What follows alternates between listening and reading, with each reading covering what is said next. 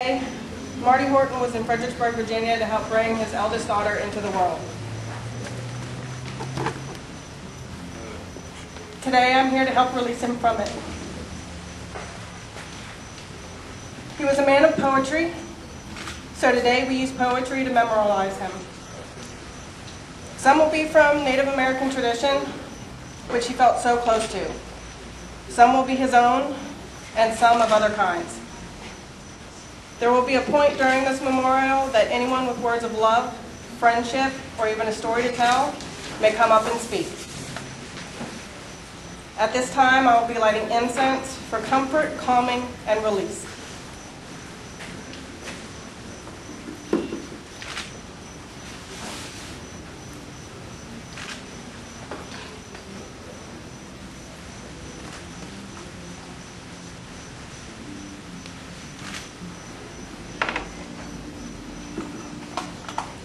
We light this sage stick for cleansing and an offering of peace and safe journey to the Great Spirit.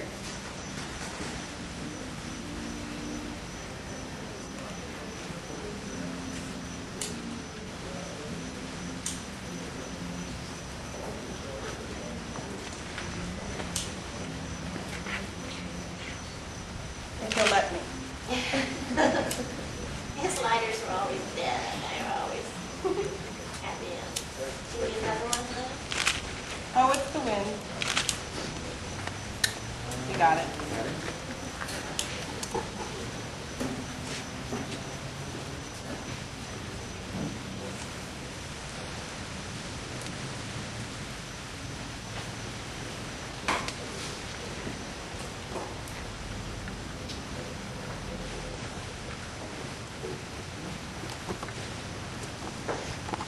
You see no Charlie?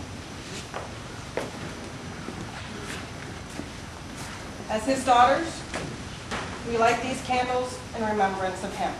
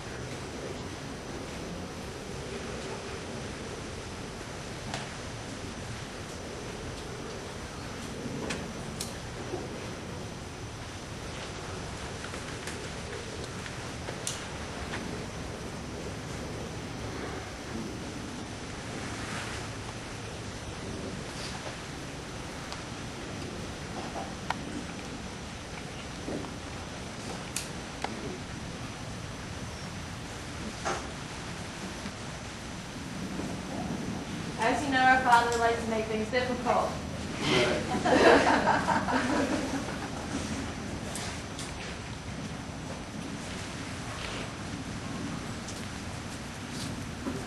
Apparently he doesn't like the number 3.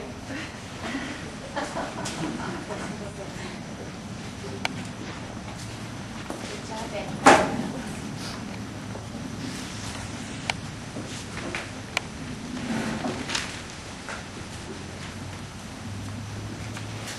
To the living, I am gone.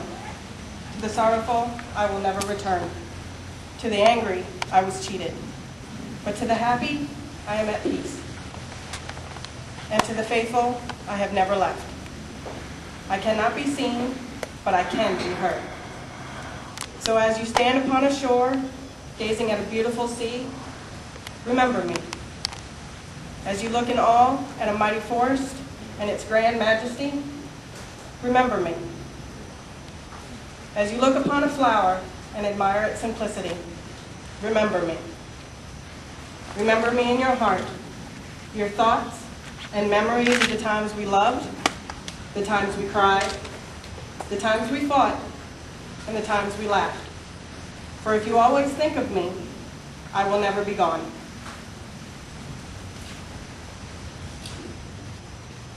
We gather here today to give thanks for the life of Marshall Martin Horton, also known as Marty, but whom everyone knew as Poet, who shared his life with us and died on September 4th at an age of 53 years. It is in his memory that we gather, and for his life that we are thankful.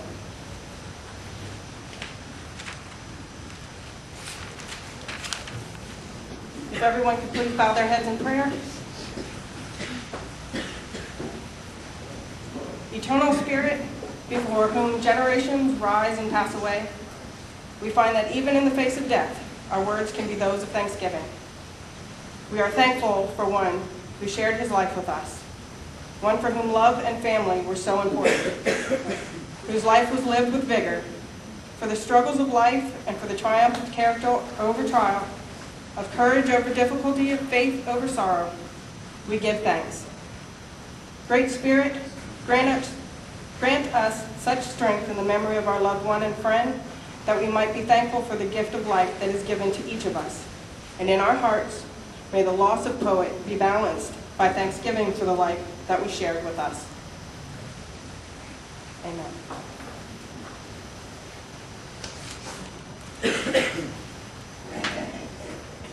There is much to be remembered and much to be thankful for as we remember Poet and the way he shared his life with those around him. Each of us gives gifts of ourselves to those we share life with. These are gifts that no one can take away. Though we are gone, these gifts remain with those to whom we have given them. Poet was a son, a brother, a husband, a father, and a friend. He was a perfectionist, an eloquent speaker who could wax poetic better than anyone, and was a published writer. He loved to garden, do his yard work, and build a menagerie of things.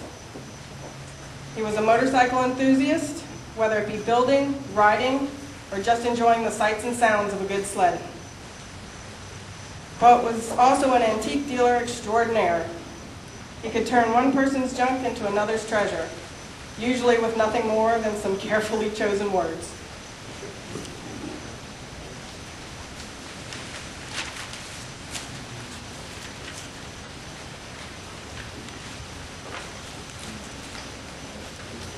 Poet gave gifts of himself to us which have become a part of us and cannot be taken away. We give thanks for his life and for the ways he shared it with us.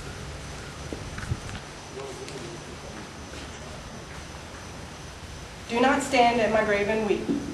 I am not there. I do not sleep. I am 1,000 winds that blow. I am the diamond glints on snow. I am the sunlit on ripened grain. I am the gentle autumn rain. I am the stars that shine at night.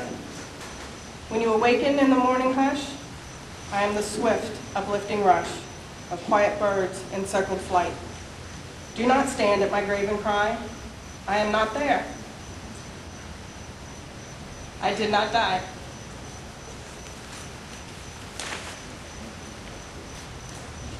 This next piece is something that Dad himself had pulled out and stuffed away, and Lori found the other day. Ready or not, someday it will all come to an end. There will be no more sunrises, no minutes, hours, or days. All the things you collected, whether treasured or forgotten, will pass to someone else. Your wealth, fame, and temporal power will shrivel to irrelevance. It will not matter what you owned or what you were owed.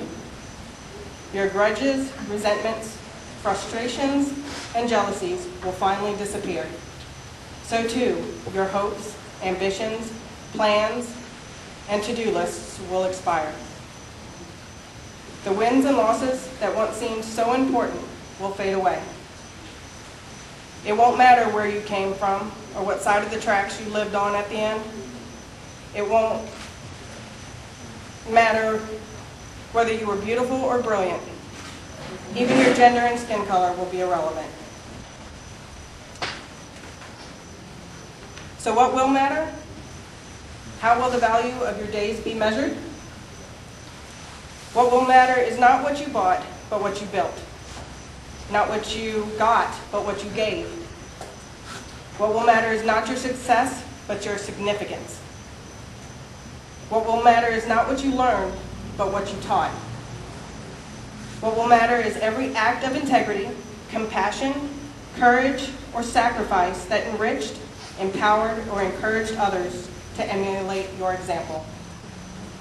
What will matter is not your competence, but your character.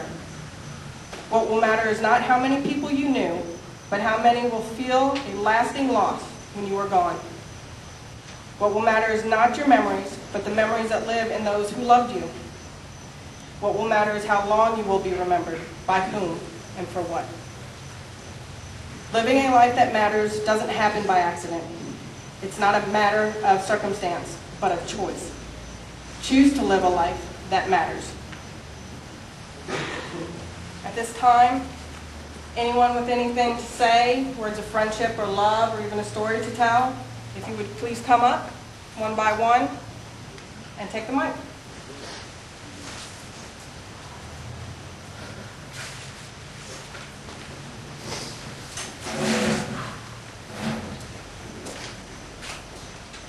I'm Poet's brother. Saying he was a motorcycle enthusiast is like saying the Pope was mildly religious.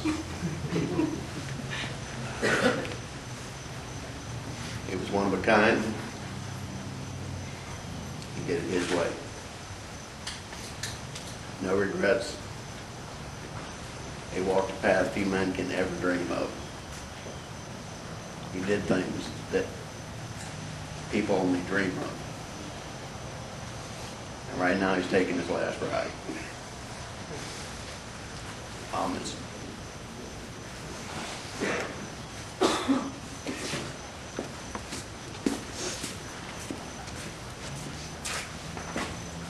For you of those that don't know me, I'm Messina. I'm his second oldest, well, the living anyway. The night that my dad had passed away, I knew something was wrong.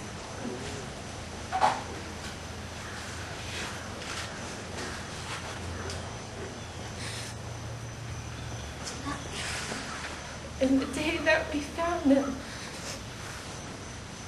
there was a cloud in the sky, and it looked like a cloud of him riding so fast in the damn sky, it left a mark.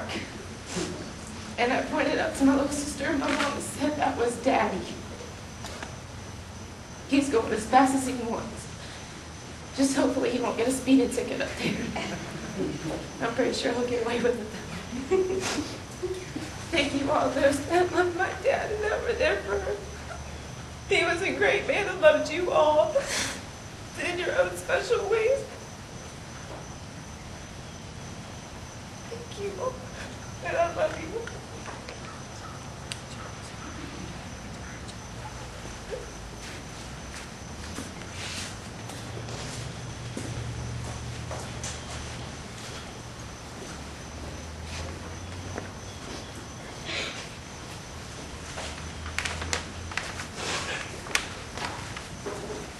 Knowing I wouldn't remember all of this, I wrote down last night some words that I'd like to share with you today.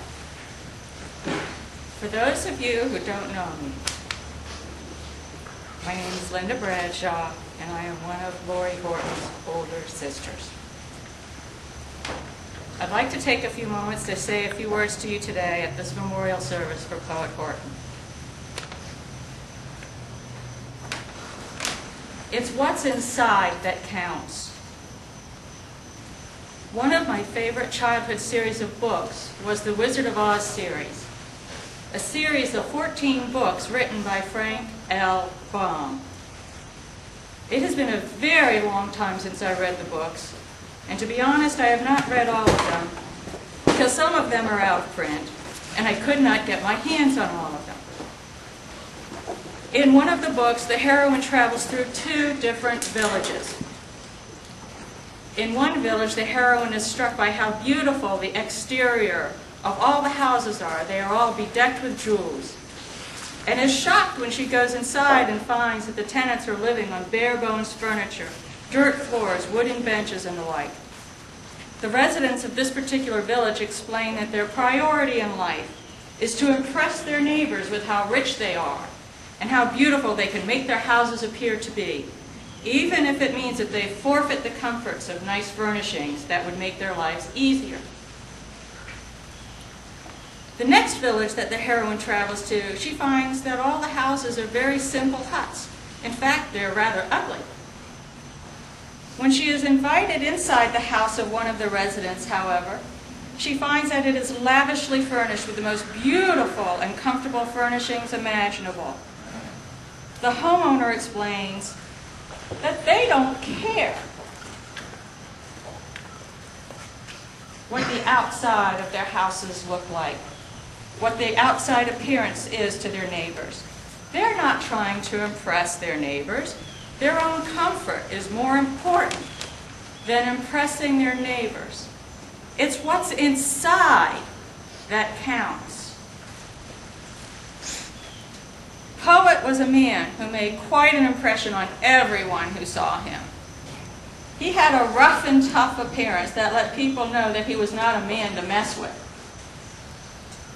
It is obvious that my dear sister Lori saw right through that gruff exterior and touched his heart. She saw that he was a man that would protect her and make her feel safe. She saw the artist within the man and the tenderness he was capable of.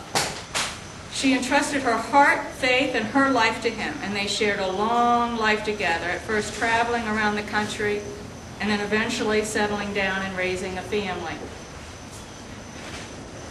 Poet had 4 daughters, Becky, Melissa, Messina, and Charlie Rose.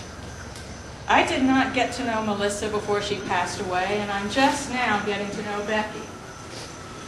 I'm delighted to get to know such a wonderful person, and I'm sorry that I met her under these circumstances. I hope to get to know her better as life goes on. Messina and Charlie Rose, I've known all of their lives. They're like daughters to me, and I love them dearly. Now, Poet and I did not see eye to eye on many things. Most notably, politics and gun control.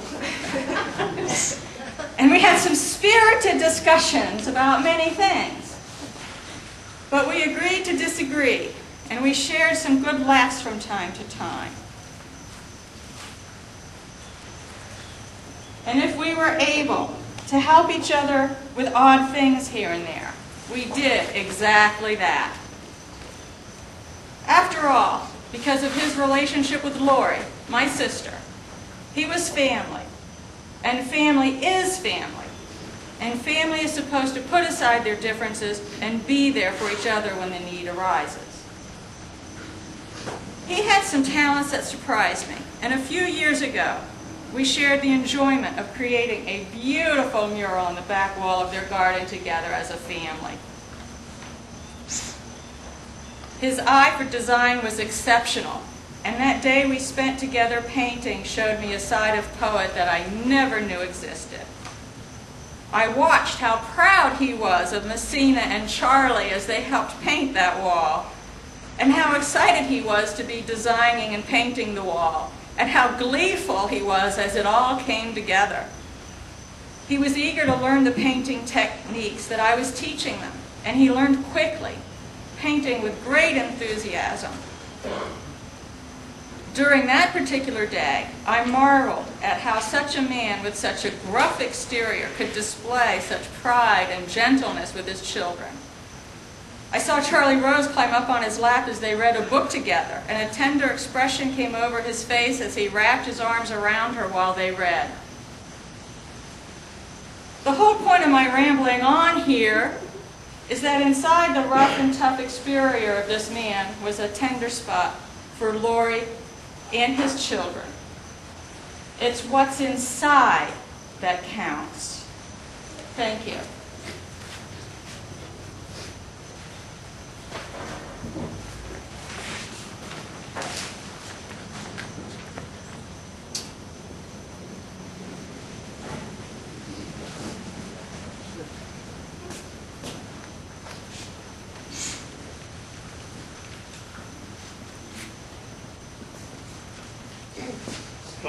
I don't know anybody here.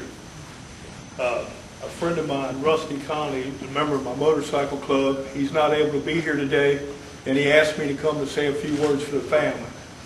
And I didn't get a chance to introduce myself. I like to get the family's name and phone number and give them my phone number just in case anything that I can do for them that Rusty would do if he was out here for the family. And I just want to say I'm really sorry about your loss. And I met Poet a couple times, and when I did meet him, he stood out. And when I seen his picture here today, I do remember who he was. And my brother called me and asked me if I'd come up to say a few things. And for his brother, if anybody needs anything my chapter can do for the family, I don't care if it's cut your grass or come take your trash out, go to the grocery store for you. I don't care if you need firewood this winter, just call me up and I'll make sure it's done. Thank you.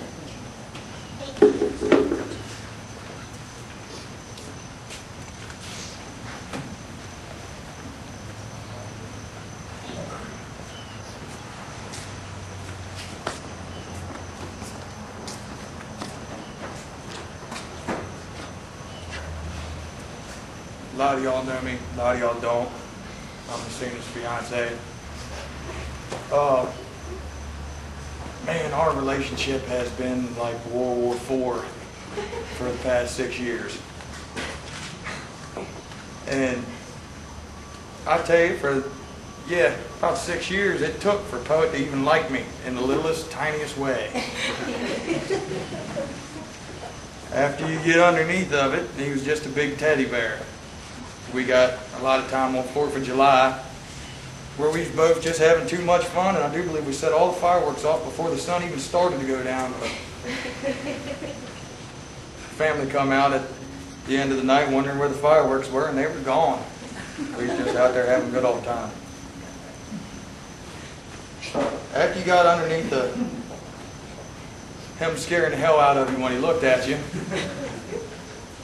he was a beautiful man when you got into his heart. And I'm going to miss him. And I'm going to be just as protective of his women as he was. And I ain't going to let nobody do you wrong ever. Any of you. I just want y'all to know that I'm there for you no matter what. You too, Charlie.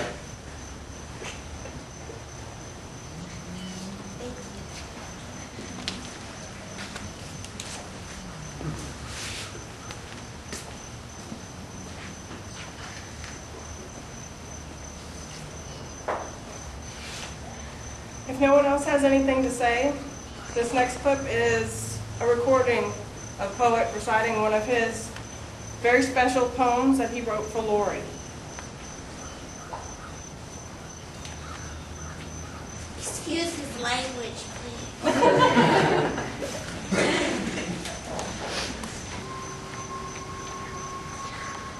Grieve for me, for I would grieve for you. Then brush away the sorrow and the tears. Life is not over, but begins anew. With courage, you must greet the coming years. To live forever in the past is wrong. It can only cause you misery and pain. Dwell not on memories over long. With others, you must share and care again. Reach out and comfort those who comfort you. Recall the years, but only for a while. Nurse not your loneliness, but live again. Forget not, remember with a smile. If everyone would bow their heads to pray, please. O great Spirit, whose voice I hear in the winds, and whose breath gives life to all the world, hear me.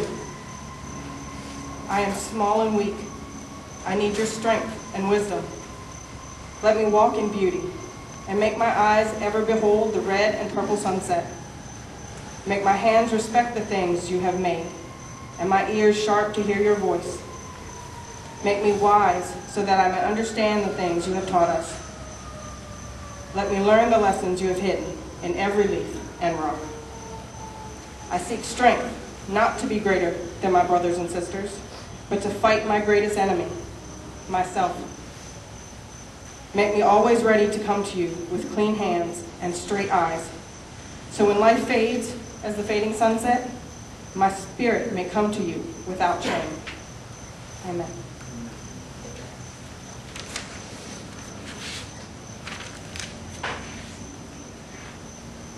So it is that we gather to commemorate the passing of one who was with us and is no more. We keep in our minds and hearts those memories that the love we knew because poet shared his life with us. We commit his spirit into the keeping of the Almighty Spirit. You shall go out in joy and be led forth in peace. The mountains and hills before you shall break forth into singing, and all the trees of the fields shall clap their hands.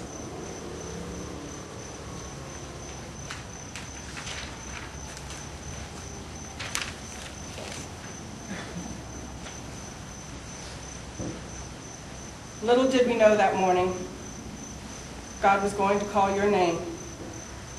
In life, we loved you dearly.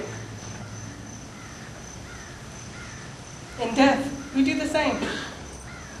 It broke our hearts to lose you, but you did not go alone. For part of us went with you the day God called you home. You left us peaceful memories. Your love is still our guide. And though we cannot see you, you are always by our side. Our family chain is broken, and nothing seems the same. But as God calls us one by one, the chain will link again. Sing your song.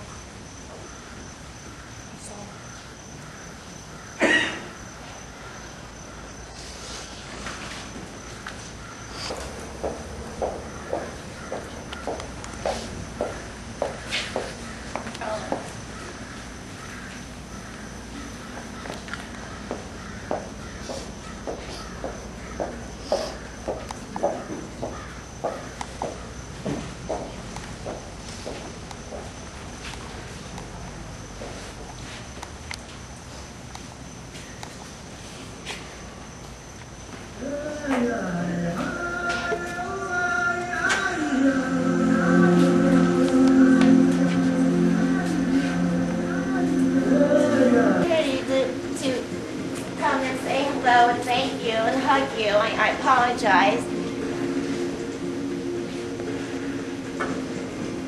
Lot was really sick, and Lot was hurting all the time. And his biggest fear was that when he died, nobody would come to his funeral. He didn't think he made an impression on anybody. He didn't think anybody would remember him. And I'm looking around here and I see a lot of people that are just really awesome and really cool. Thank you. And thank you.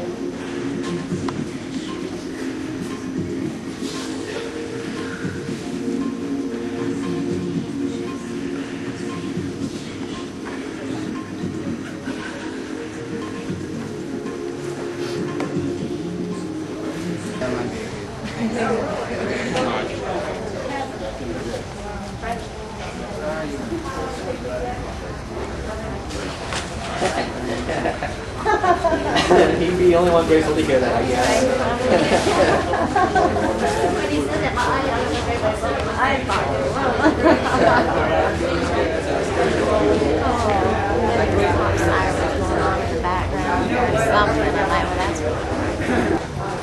How long are you going to stay?